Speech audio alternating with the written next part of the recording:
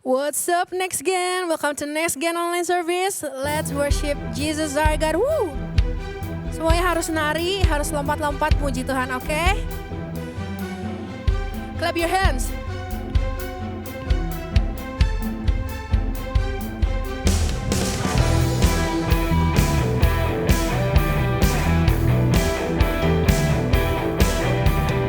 Woo! Let's sing it together.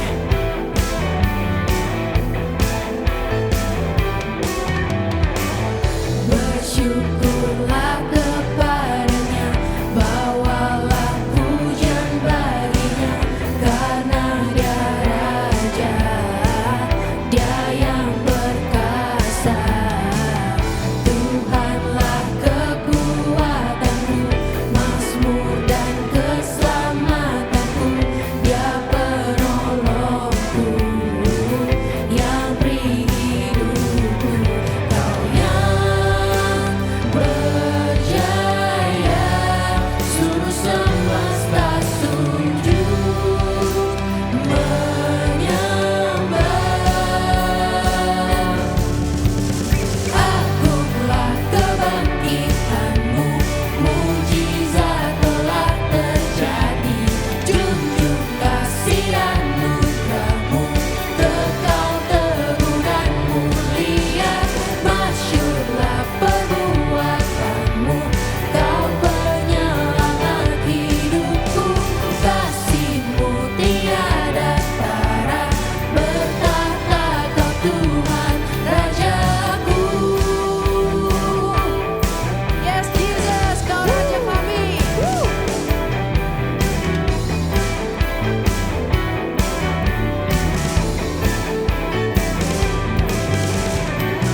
Bersyukurlah kepadanya, bawalah pujian baginya, karena Dia Raja, Dia yang perkasa.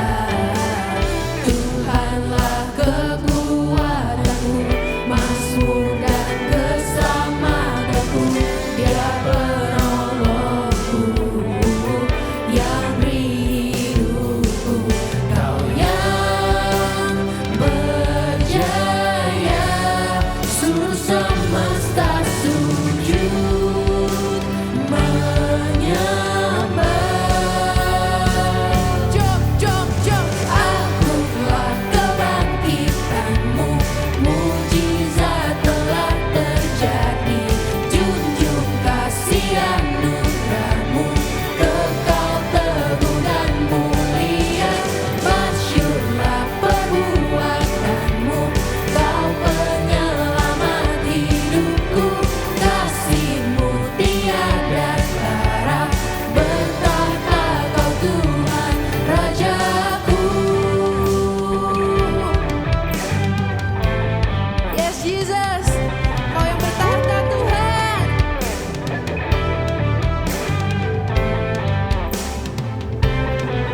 Woo!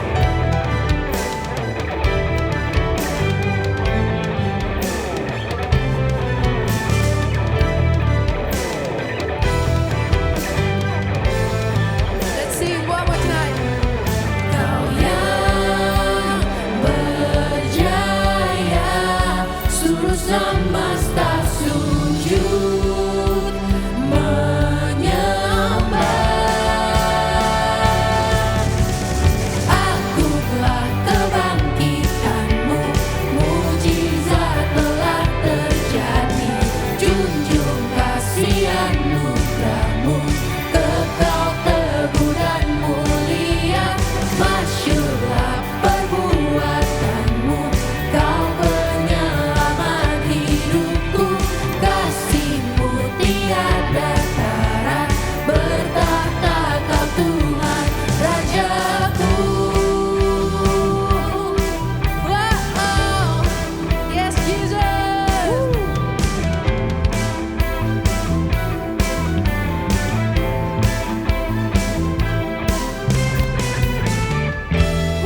Yes. Terima kasih Tuhan, hanya Engkau yang setia dalam hidup kami Tuhan. Kami mau berterima kasih atas yang Tuhan telah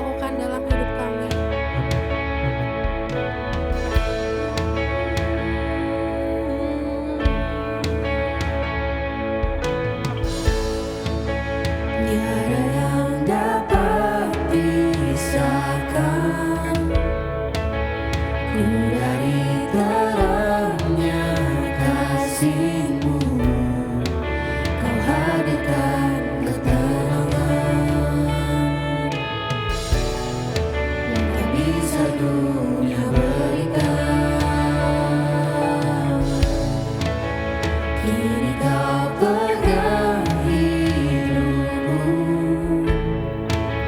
dan Kau hapus kesalahanku.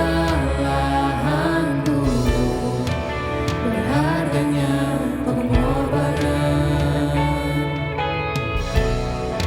yang memberikan keselamatan.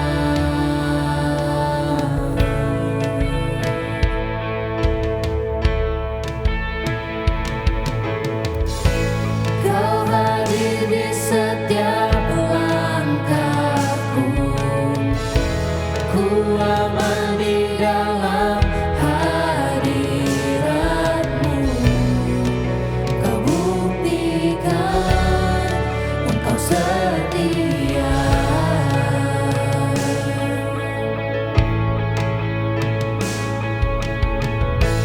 Kan ku angkat tinggi tanganku, tandaku berserah kepadamu.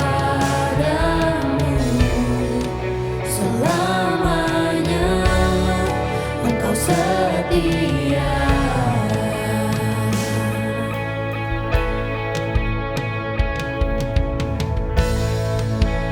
Kini Kau pegang hidupku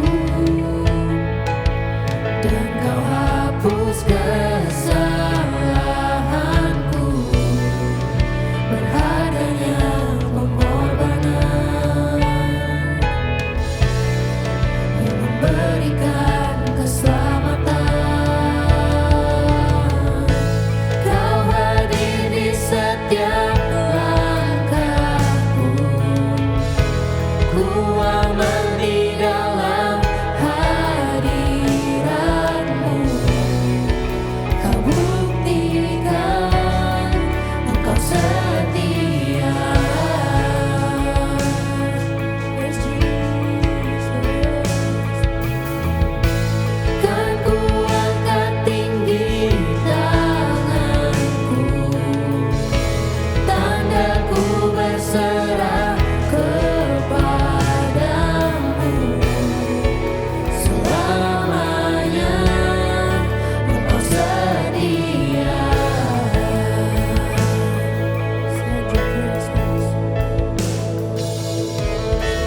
Lord, Your presence never leaves me, and You'll never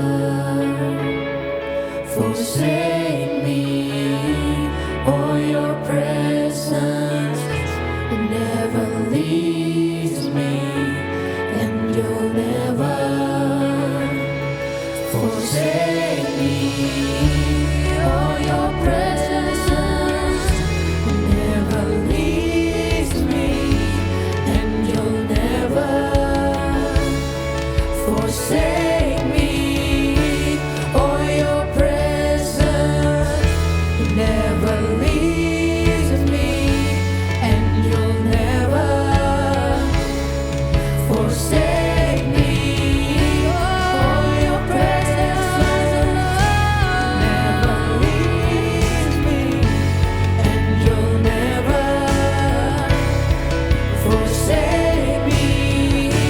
Oh, Your presence never leaves me, and You'll never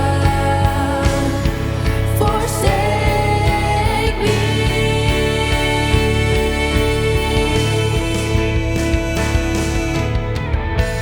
Kau hadir di setiap langkahku, ku aman di dalam hadirat-Mu. Kau buktikan Engkau setia. Oh Lord Jesus,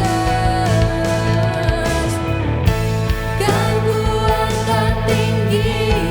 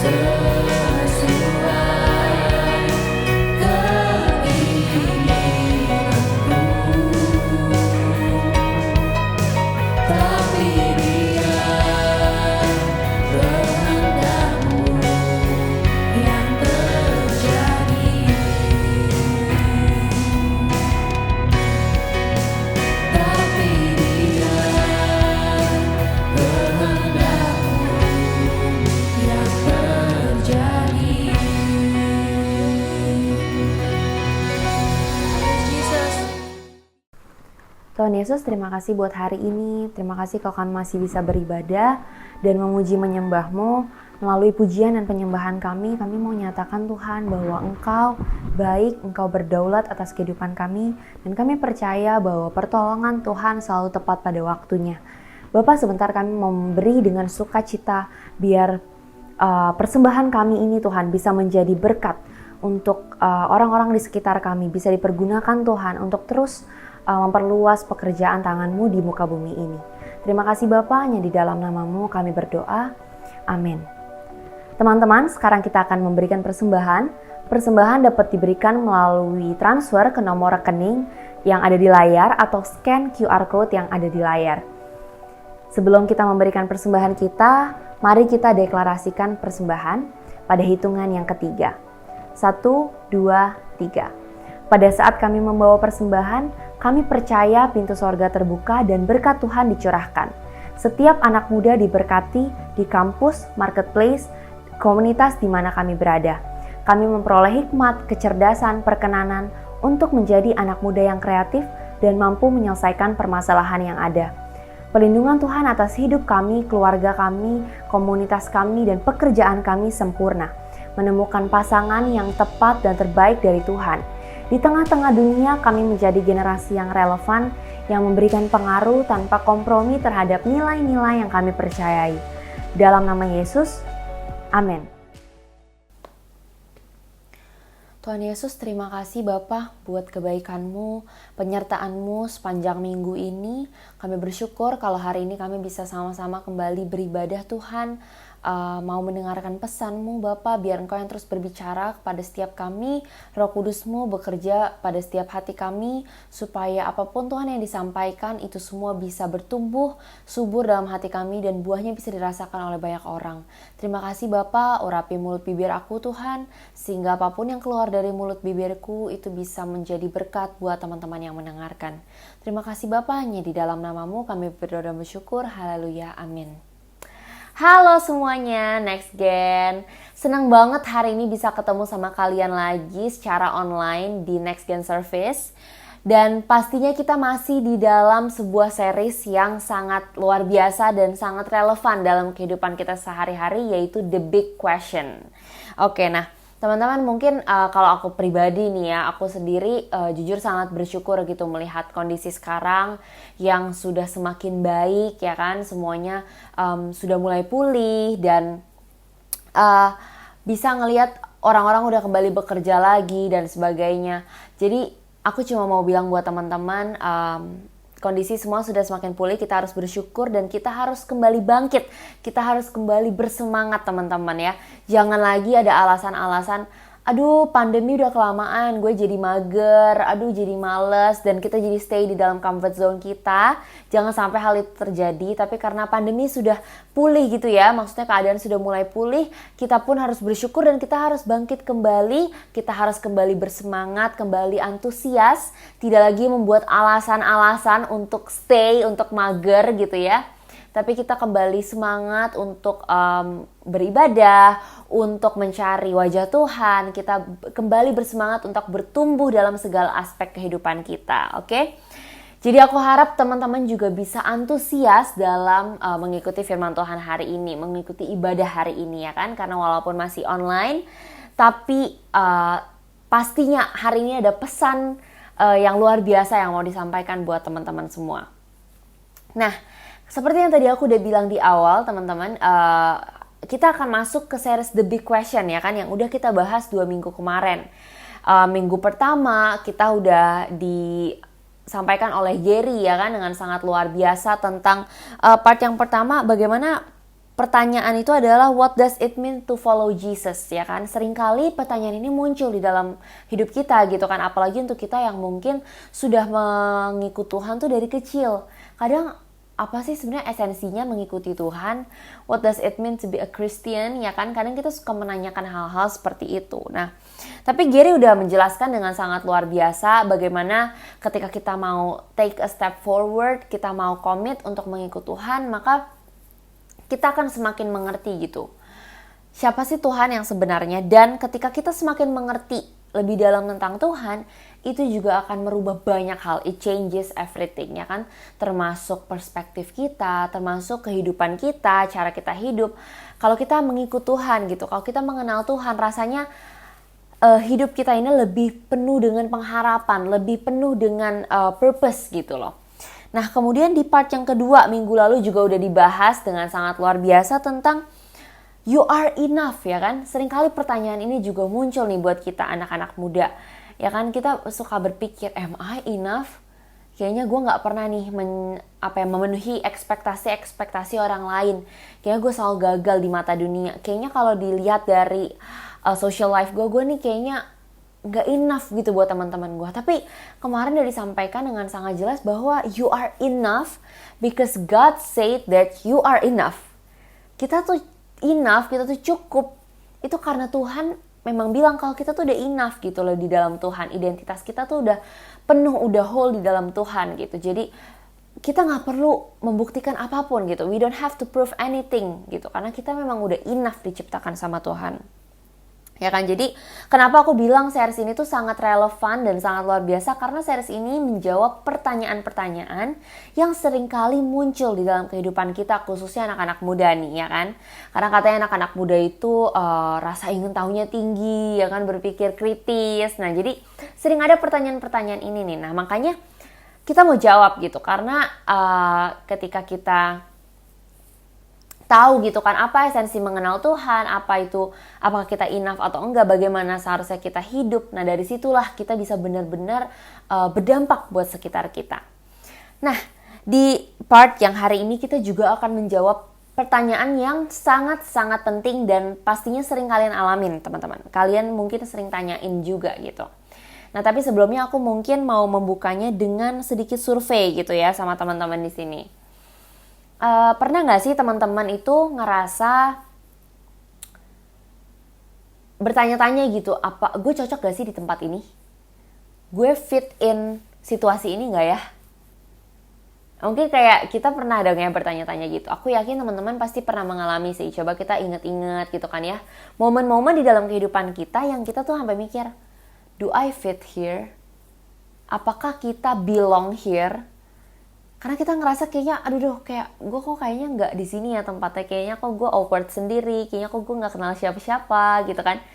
Nah, biasanya hal-hal ini terjadi ketika ada di tempat-tempat baru, ya kan. Kalau aku pribadi, aku juga pernah mengalami ketika aku masuk di SMA yang baru, ataupun ketika aku masuk ke kantor yang baru. Wah, apalagi pas di SMA ya, waduh, ketika datang hari pertama itu udah kayak pusing banget. Aduh, nanti mesti kenalan sama siapa aja ya, nanti berteman sama siapa ya, nanti gimana ya, nanti makannya di mana ya, kayak gitu-gitu. Jadi sampai ketika kita datang ke kantor baru atau sekolah baru, ya kan, kita akan, aduh, kok gue gak kenal siapa-siapa ya, aduh, kayak ini tuh apa ya, do I belong here gitu kan, kayaknya awkward sendiri, kayaknya orang-orang liatin gue deh, yang lain udah pada punya teman, ya kan, yang lain udah pada ngobrol sana sini, tapi kita sendiri kayak, aduh gimana nih, mati gaya gitu kan ya. Terus kita bahkan kayak bingung, aduh ini masuknya dari mana ya, aduh ini toiletnya di mana ya gitu. Jadi kita nggak nyaman gitu loh, kita nggak ngerasa belong there. Ya iyalah, jelas hari pertama kita di situ gitu kan.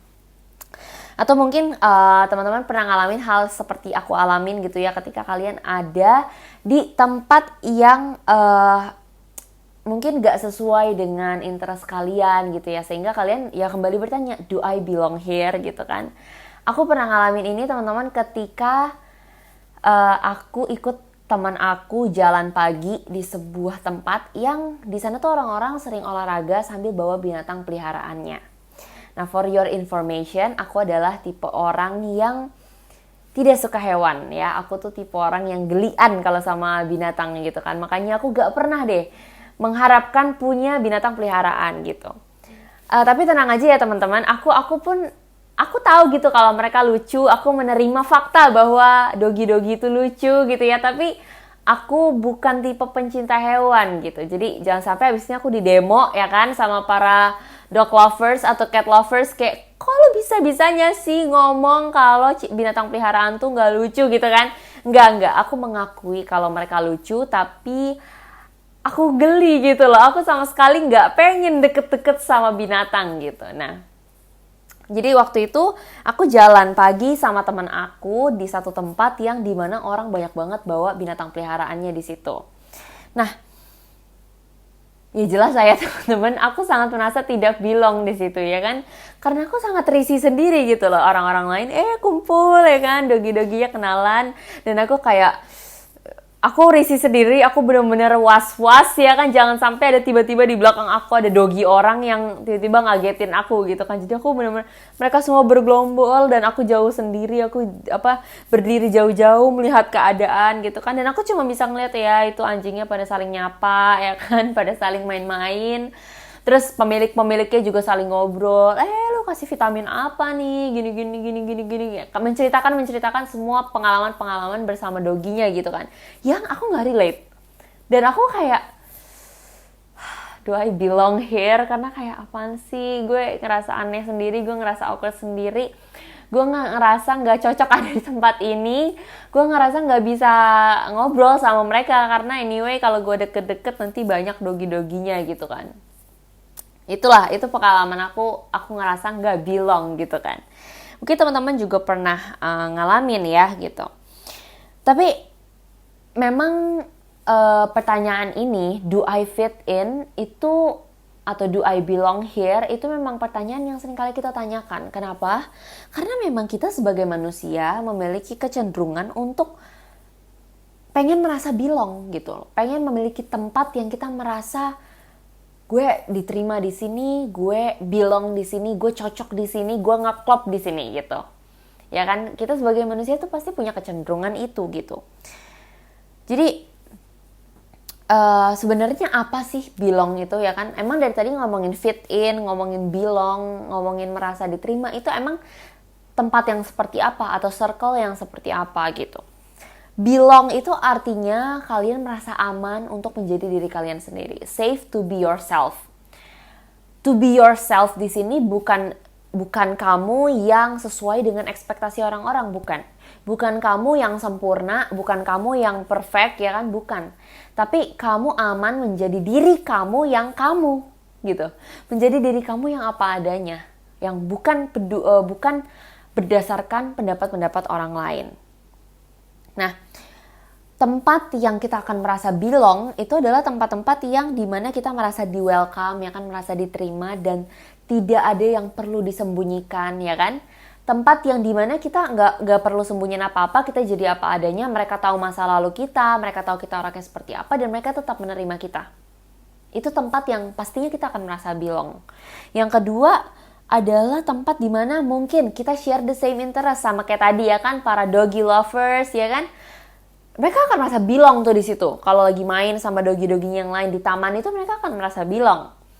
Karena mereka memiliki interest yang sama ya kan. Atau sekalipun nggak memiliki interest yang sama, memiliki rasa respect yang tinggi gitu, sehingga bisa menghargai interest satu sama lain. Nah, aku juga ngalamin ini gitu sama sahabat-sahabat aku. Aku punya circle kecil ya kan, isinya cuma bertiga sama aku. Kita cewek-cewek bertiga, kita sahabatan deket. Nah, di antara tiga ini kita semua interestnya beda-beda. Dan hobinya beda-beda gitu kan ya. Tapi kita memang saling respect satu sama lain, sehingga kalau kita ketemu, walaupun interest kita beda, tapi kita akan bertukar cerita dari interest masing-masing gitu. Jadi semuanya mendengarkan, semuanya ikut involve gitu. Nah, itu merasa belong karena itu. Atau mungkin kita merasa belong di tempat di mana kita dibutuhkan. Kita merasa kita bisa contribute sesuatu, kita dibutuhkan di sana, itu kita merasa belong. Ya, jadi pertanyaan-pertanyaan soal belong ini sering berubah seiring waktu gitu. Karena apa? Contohnya kayak tadi, aku merasa belong sama sahabat-sahabat aku. Tapi ketika suatu saat nanti aku mengalami konflik, misalkan aku jadi berantem sama sahabat aku ini, aku bisa saja mempertanyakan, do I still belong here? Apakah aku masih cocok? Apakah aku masih fit untuk berteman sama dia? Karena kita berantem, ya kan? Atau kalian mungkin mengalami konflik di kantor, di mana? Kalian akan bisa bertanya gitu, do I still belong here? Gitu. Karena ya ada perubahan di situ, ada konflik di situ, ya kan? Nah, hari ini kita mau lihat nih, isu belonging yang terjadi di zamannya Tuhan Yesus. Jadi pada zamannya Tuhan Yesus mayoritas murid-muridnya itu adalah orang-orang Yahudi, ya kan? Orang-orang Yahudi itu adalah orang-orang yang memang besar dengan tradisi keagamaan, ya kan? Mereka tuh udah hafal deh sama kitab suci. Mereka sering hidup besar tuh di tempat ibadah gitu. Dan mereka sangat menanti-nantikan Mesias gitu kan. Mereka memiliki pemahaman agama, budaya, sosial tuh yang kuat gitu.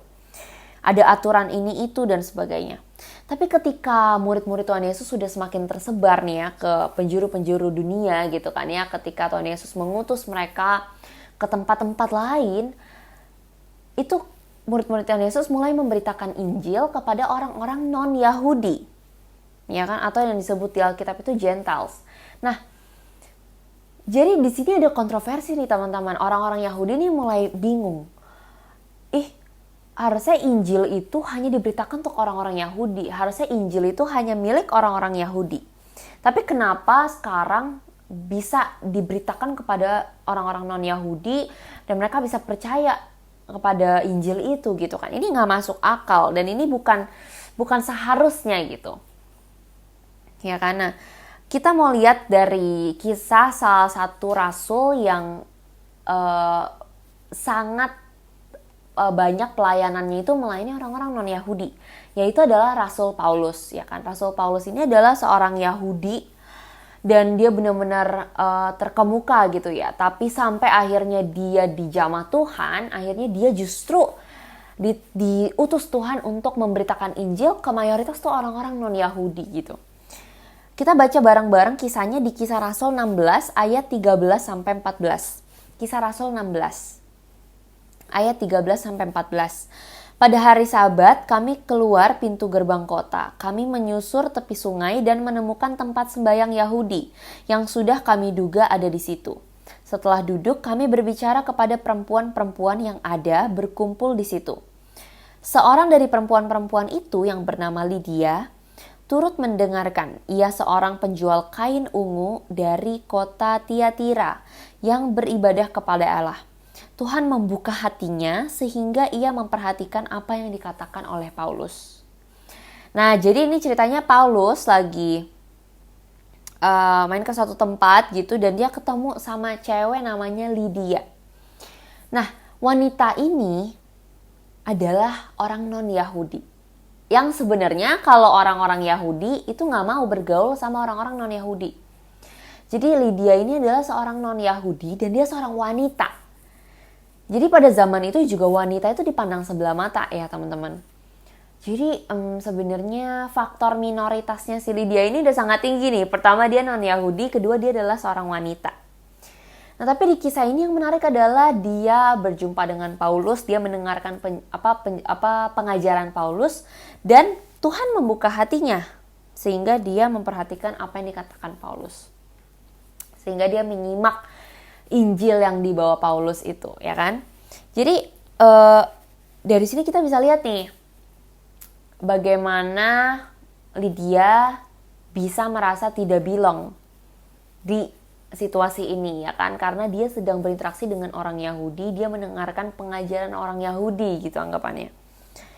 Nah kemudian yang menarik di ayat ke-15, sesudah ia dibaptis bersama-sama dengan seisi rumahnya, ia mengajak kami katanya, jika kamu berpendapat bahwa aku sungguh-sungguh percaya kepada Tuhan, marilah menumpang di rumahku. Ia mendesak sampai kami menerimanya. Nah, di sini semakin diperjelas nih bahwa si Lydia tahu teman-teman. Dia pun merasa ragu kayak gue belong gak ya sama orang-orang Yahudi ini, karena gue fit gak ya sama orang-orang Yahudi ini, belum tentu mereka mau menerima gue. Meskipun gue mau percaya nih sama ajaran mereka, belum tentu mereka mau menerima gue karena gue orang non-Yahudi dan gue seorang wanita. Makanya si Lydia ngomong kayak gini, jika kamu berpendapat bahwa aku sungguh-sungguh percaya kepada Tuhan, atau di dalam bahasa Inggrisnya, Alkitab bahasa Inggrisnya dikatakan, if you agree that I am true believer in the Lord, ya, menumpanglah ke rumahku gitu. Jadi di sini Lydia sedang memberanikan diri gitu. Mungkin gue memang gak belong kalau menurut standar sosial gitu kan. Mungkin gue memang bukan orang Yahudi, mungkin gue hanya seorang wanita, tapi gue mau percaya nih sama Injil ini. Gue memiliki iman kepada Tuhan. Mau gak lu jadi my friend gitu loh, menumpang di rumahku? Ya kan, ketika Paulus memutuskan untuk menumpang di rumahnya, itu keputusan yang besar loh teman-teman. Karena orang-orang akan melihat, oh Paulus pergi ke rumah orang non-Yahudi. Ketika Paulus berani menumpang di rumahnya, itu artinya Paulus akan dianggap, oh dia berkawan nih sama orang non-Yahudi gitu. Nah jadi Lydia udah merasa agak was-was gitu kan, kayaknya not fit atau not belong nih bisa-bisa. Belum tentu God's people, orang anak-anak Tuhan ini bisa menerima gue juga gitu. Tapi kita lihat reaksi Paulus seperti apa. Akhirnya kan Paulus masuk ke rumahnya, menumpang di rumahnya gitu kan. Tapi yang lebih jelas itu akan tertulis di ayat 40 teman-teman. Kisah Rasul 16 ayat yang ke-40. Jadi ceritanya Paulus hampir di penjara ya kan, hampir di penjara karena sama orang-orang Farisi gitu kan, karena ini dia menyebarkan ajaran-ajaran nih gitu kan. Nah terus di ayat yang ke-40, lalu mereka meninggalkan penjara itu dan pergi ke rumah Lydia. Dan setelah bertemu dengan saudara-saudara di situ dan menghiburkan mereka, berangkatlah kedua rasul itu. Nah ini yang menarik. Jadi setelah Paulus melanjutkan perjalanannya, terus dia sempat hampir di penjara dan segala macam, setelah going through that season, through that journey, akhirnya setelah meninggalkan penjara itu, mereka pergi ke rumah Lydia. Oh, ternyata Paulus sudah akrab gitu loh dengan Lydia. Paulus memang berkawan dengan Lydia.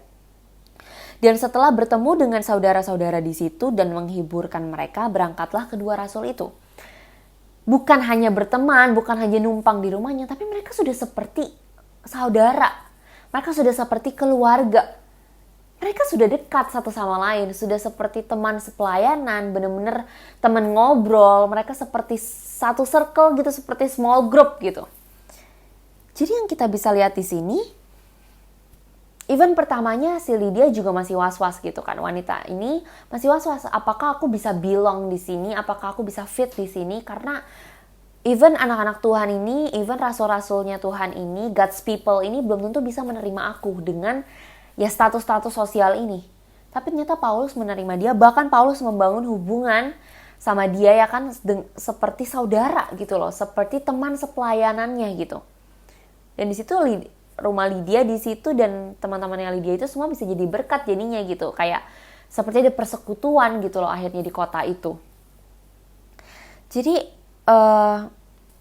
walaupun secara sosial mungkin orang-orang anggap orang Yahudi sama non-Yahudi nih berkawan, melayani bersama.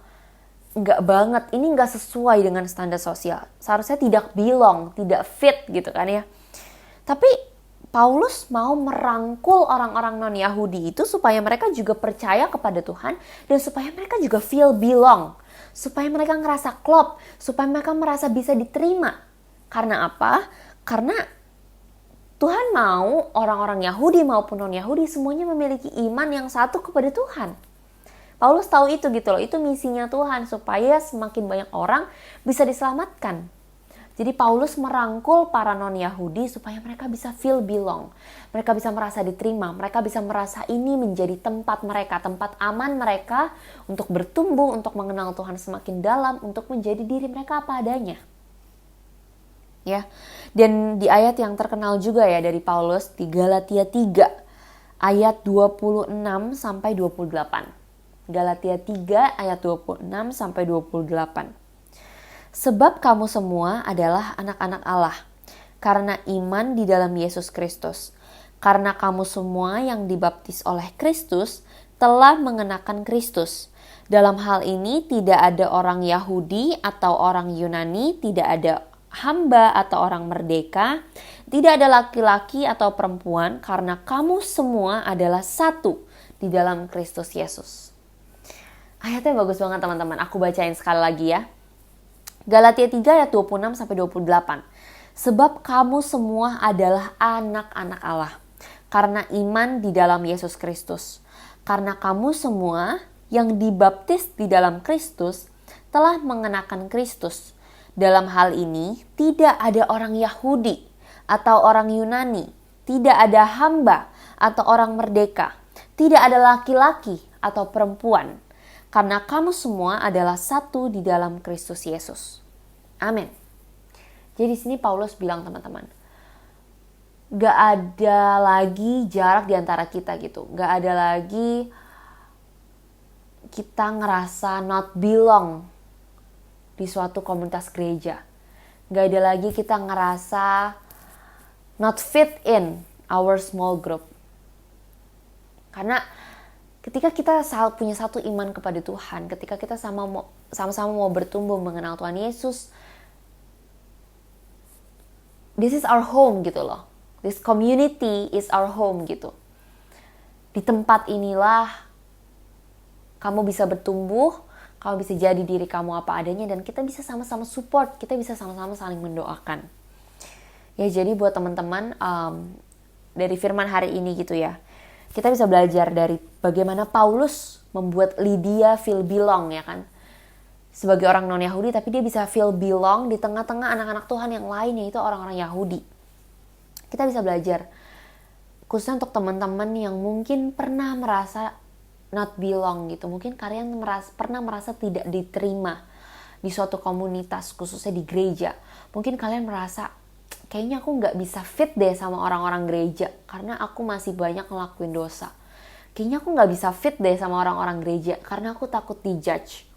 Kayaknya aku gak bisa fit deh di komunitas gereja, karena kayaknya mereka terlalu anak baik-baik, dan aku ngerasa aku belum sebaik itu. Aku ngerasa aku gak bisa relate sama mereka. Aku ngerasa aku cuman hanya akan membawa pengaruh buruk di sana. Atau mungkin kalian ngerasa, ya I just feel not belong sama Tuhan. Aku gak bisa ngerasain relate sama Tuhan, deket sama Tuhan, karena it's complicated gitu. Masih banyak masa lalu aku, masih banyak dosa-dosa aku dan segala macamnya. Aku cuma mau bilang kalau teman-teman, you belong here. You belong here. Kamu diterima di sini. Kamu belong di sini. Kamu bisa jadi dirimu sendiri di komunitas ini, di gereja ini. Kamu boleh ceritain semuanya tentang masa lalu kamu, tentang struggle kamu, tentang keterikatan dosa kamu, everything. Because you belong here. Ini rumah kamu. Kamu boleh ceritain semua itu dan kita gak akan judge. Kenapa? Karena orang-orang yang seharusnya ada di dalam sebuah komunitas gereja itu memang bukan orang-orang yang sempurna kok teman-teman. Bukan malaikat-malaikat, bukan. Tapi adalah orang-orang yang tahu masih banyak kekurangan di dalam dirinya, masih mau terus belajar, masih mau terus diperbaiki, masih mau terus untuk berubah.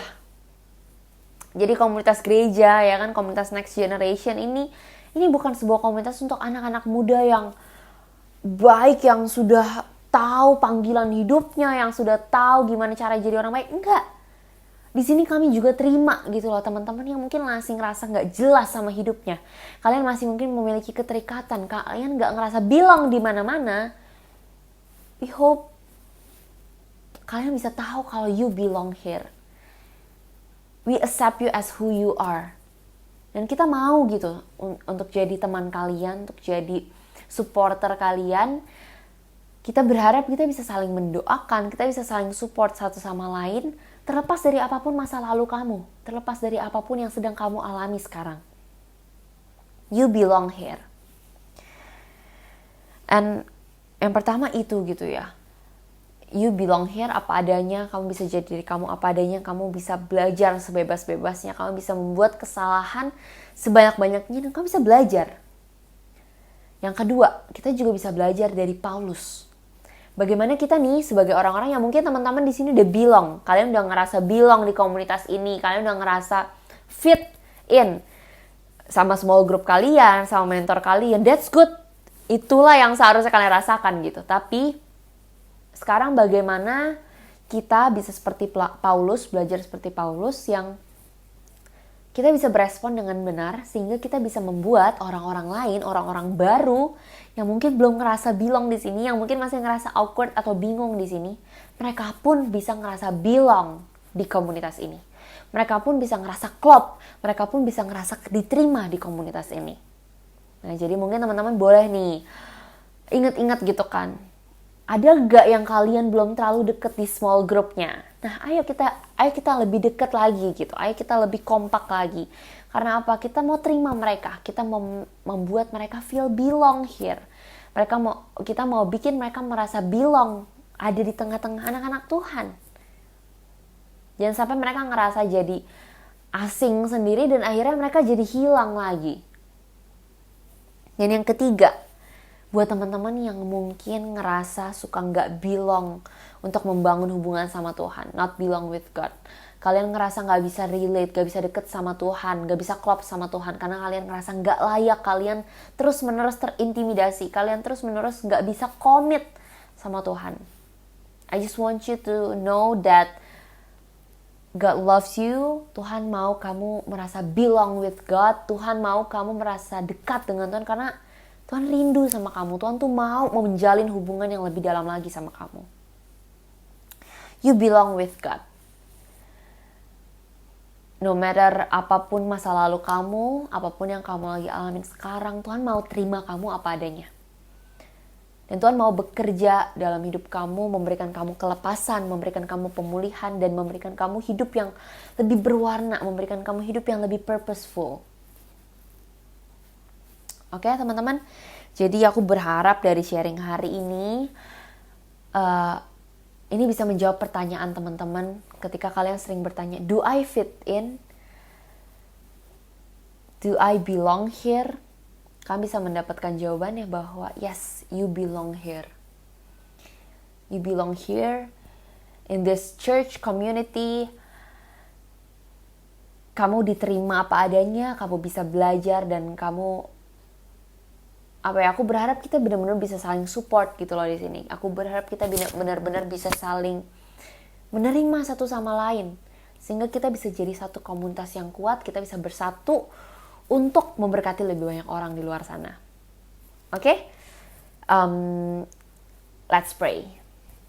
Tuhan Yesus, terima kasih buat hari ini, terima kasih buat firman-Mu. Terima kasih Tuhan kalau Engkau selalu menerima kami terlepas dari apapun kondisi kami, dan terima kasih kami bersyukur untuk komunitas ini Tuhan, komunitas Next Generation ini, di mana kami bisa saling share, kami bisa saling berdoa, kami bisa saling support, dan kami bisa merasa belong di tempat ini Tuhan. Aku berdoa Tuhan Yesus untuk setiap anak-anak-Mu yang Kau percayakan di komunitas ini, Engkau berikan hati yang terus mau bertumbuh Tuhan. Kau terus memberikan mereka pertumbuhan, Roh Kudus-Mu terus bekerja dalam hati mereka supaya kami bisa terus belajar semakin serupa dengan Engkau. Dan aku berdoa Tuhan, supaya kami bisa tetap merasa belong di sini Tuhan. Kami bisa merasa ini benar-benar safe place buat kami belajar, buat kami mengenal Engkau lebih dalam. Aku berdoa Tuhan ada kesehatian, ada kesatuan hati, ada kerukunan, ada kesolidan Tuhan. Ada unity Tuhan antara small group, antar komunitas Tuhan, antara anak-anak yang Tuhan percayakan di komunitas ini. Terima kasih Bapa, kami sudah selesai mendengarkan firman-Mu, kami percaya Roh Kudus-Mu terus bekerja dalam hati setiap kami, dan kami mau serahkan sepanjang minggu depan ke dalam tangan-Mu, karena kami percaya Engkau menuntun setiap langkah kami. Hanya di dalam nama-Mu kami berdoa dan bersyukur. Haleluya, amin. Mari sama-sama kita siapkan anggur dan roti untuk menerima perjamuan kudus pada hari ini. Jika saudara sudah siap, saya jemput untuk bangkit berdiri dimanapun saudara berada. Sebab apa yang telah kuteruskan kepadamu telah kuterima dari Tuhan, yaitu bahwa Tuhan Yesus pada malam waktu Ia diserahkan mengambil roti. Mari angkat roti di tangan kanan kita tinggi-tinggi di hadapan Tuhan. Dan sesudah itu Ia mengucap syukur atasnya, Ia memecahkannya dan berkata, inilah tubuhku yang diserahkan bagi kamu. Perbuatlah ini menjadi peringatan akan aku. Kekasih-kekasih Kristus, bukankah roti yang kita pecah-pecahkan ini adalah persekutuan kita dengan tubuh Kristus? Mari kita makan dalam nama Yesus.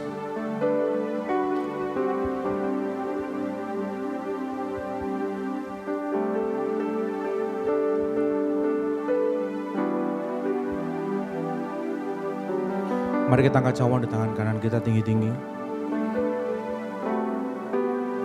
Demikian juga Ia mengambil cawan sesudah makan lalu berkata, Cawan ini adalah perjanjian baru yang dimeteraikan oleh darahku. Perbuatlah ini setiap kali kamu meminumnya, menjadi peringatan akan aku. Bukankah cawan pengucapan syukur yang atasnya kita ucapkan syukur ini adalah lambang persekutuan kita dengan darah Kristus? Mari kita minum dalam nama Yesus.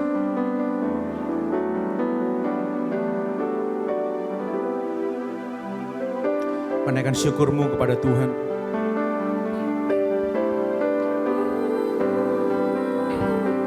Sampaikan terima kasihmu kepada Tuhan. Karena selalu baru berkat-Nya, kebaikan-Nya, kesetiaan-Nya setiap hari melanda hidupmu dan keluargamu. Dan sungguh tiada Allah yang seperti Engkau, Yesus. Allah yang berani berjanji dan pasti menepatinya. Banyak orang yang berjanji tapi mereka tidak menepati. Kami mengucap syukur sebagai orang percaya. Karena setiap perkataanmu, janjimu, firmanmu adalah ya dan amin bagi setiap kami. Oh rakudia murulubunaya siambarak. Terima kasih Tuhan. Terima kasih Yesus. Terima kasih Tuhan untuk setiap kekuatan yang Kau berikan bagi kami. Sehingga kami dimampukan berjalan Tuhan. Ajar kami untuk melihat bukan dengan mata jasmani kami. Karena meskipun keadaan tidak menentu, tapi kami percaya orang yang mengandalkan Tuhan tidak akan pernah ditinggalkannya.